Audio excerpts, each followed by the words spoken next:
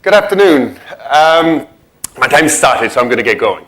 As you know, I've got 12 to 18 minutes max.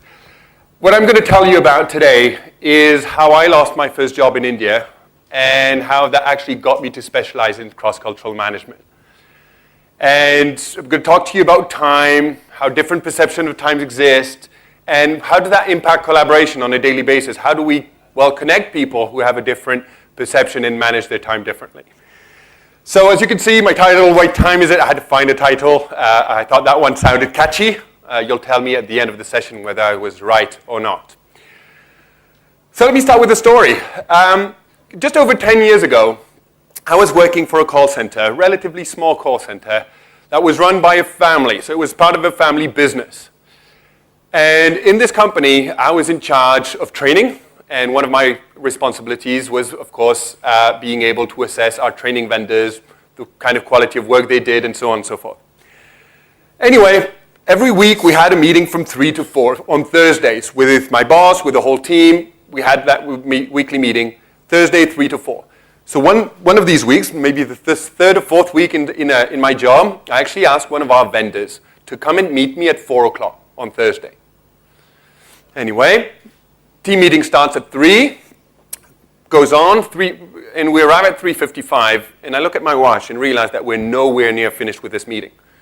Okay, the conversation had gone on, interesting conversation nevertheless, but the meeting was nowhere near over, and no one seemed to like they were going to stop the meeting right now.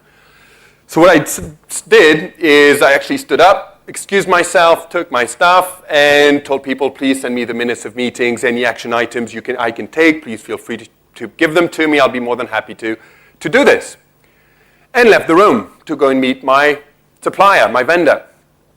Anyway, go meet him, sit down with him, go through the different programs they're doing, et cetera, the usual vendor manager job. And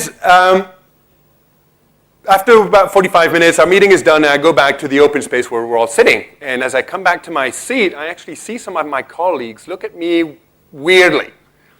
I don't know, maybe something happened in the meeting.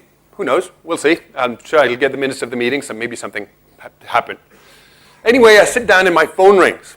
And that's my boss on the phone. Now, I don't get my boss on the phone very often. So I'm saying, oh, okay, why is he calling?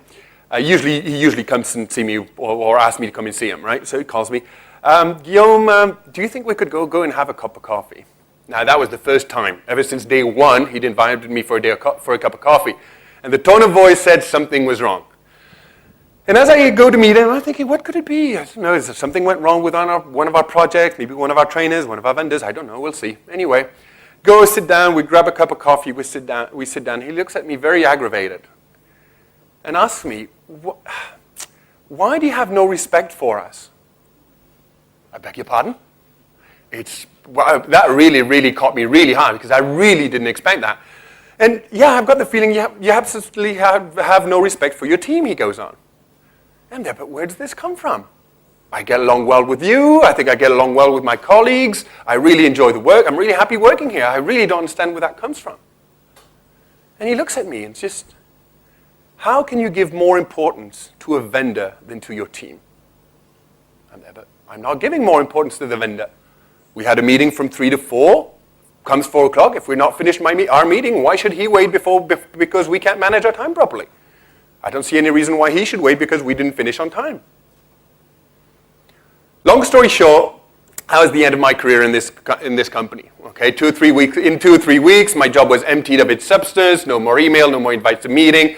You know how it is when people want to push someone out from a company. They did that very well and then actually succeeded.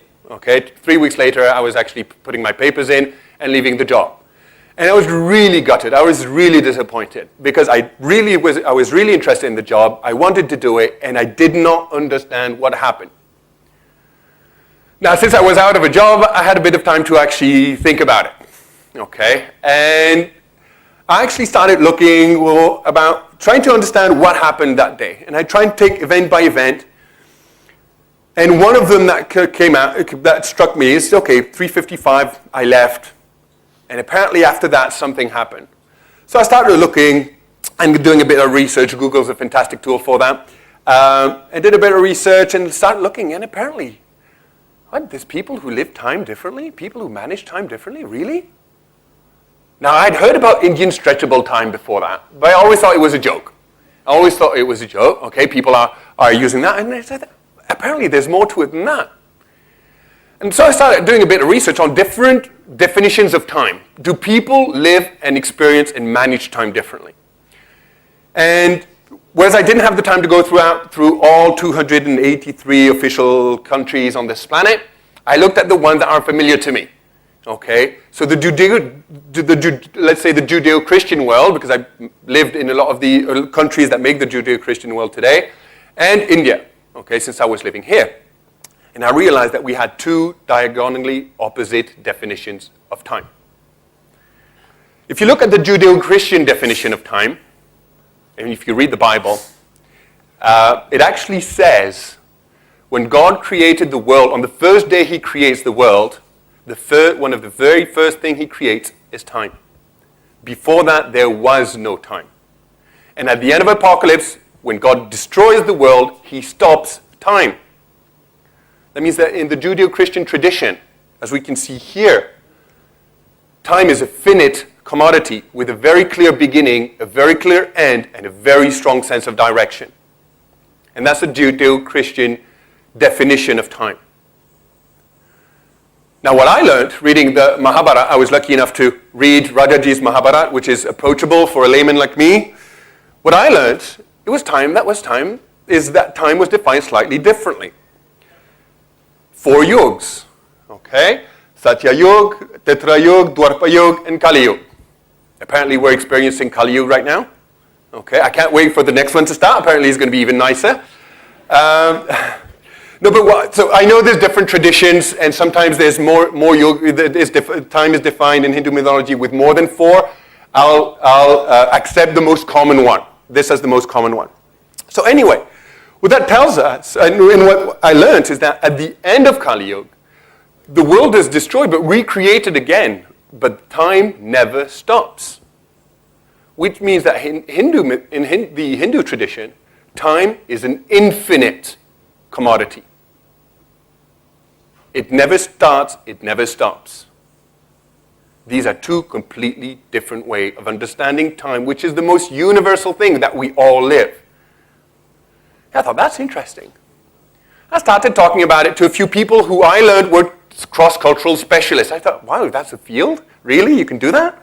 I thought, that's my life. I don't know, I could actually earn a living from that. Anyway, talked to these people, and they actually told me, yes, there's a lot of theory behind that, so I'm not going to bore you with Hofstede, Trompenas, and all these. I'm sure you don't know all of them. But they gave me the literature to try and explain to me what happened, to try and explain to me how these were defined differently, and also introduced me to the research that was done in the last few decades. And I thought that was fascinating. Because what I learned is that why I lost my job was because my boss and I had two very different ways of managing our time. Coming from a linear culture, okay, where time has a direction and is a line. And if you remember your history classes, when we were asked to do timelines, they had a beginning and they need to have an end. That's a very good illustration of the Judeo-Christian tradition that we've all had to work with in our history classes when we were students. So to come back to my boss and I 10 years ago, what I realized is that because of our different perceptions of time, he looked at time in a much more relationship-oriented manner than I did. In a linear tradition where time is finite, there's a lot of value put to people who can do a maximum number of tasks in a minimum amount of time and who manage their time very tightly. Whereas in a culture where time is perceived as infinite, it has created a relationship-driven mindset, a relationship-oriented mindset when people manage their time. That means that the amount of time people will spend with someone depends on the relationship they have with them. But that's not how I see time. For me, time is separate, fixed boundaries, 3 to 4, 4 to 5, 5 to 6, whoever I spend my time with. So that's for my story. Now, how does this apply every day? We're talking about connecting cultures. How can I link that back to connecting cultures? Well, I help people work across cultures. Okay, that's one of the things I do. And this is probably the single most important reason for cross-cultural misunderstanding between, let's say, I hate the word the West okay, and India. And I'll speak about India because this is the culture I know. So what does it mean practically? Take one person from each of these cultures, and they look at the same Outlook calendar in the morning. Okay, we're all familiar with Outlook calendar. And the person on the left, the task-driven person, is going to look at at what time their meeting is at. I have a meeting from 8 to 9, I have a meeting from 11 to 12, I have a meeting from 3 to 4. Then they're going to look at who the meeting is with. But the who is irrelevant to the timing. Whereas in a relationship-driven culture, the same Outlook calendar, the person who's going to look at it is going to first see who the meeting is with, and then at what time the meeting is at. And that's, there again, an essential and a critical difference in how we perceive time.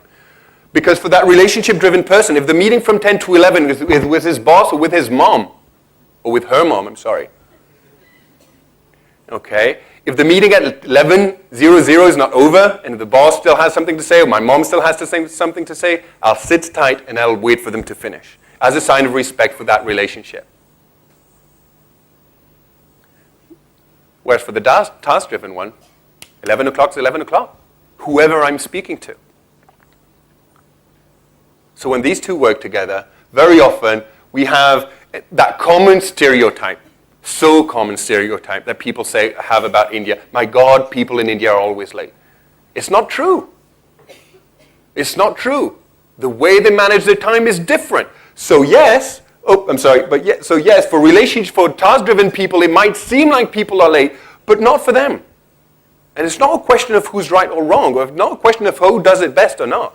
It's a question of what works for you and what works for me and what worked for my boss then. And that's what got me interested in the intercultural field. Okay, hopefully a few years later, still working on it, and that was the story of how I lost my first job in India and I got into the intercultural field. Thank you very much.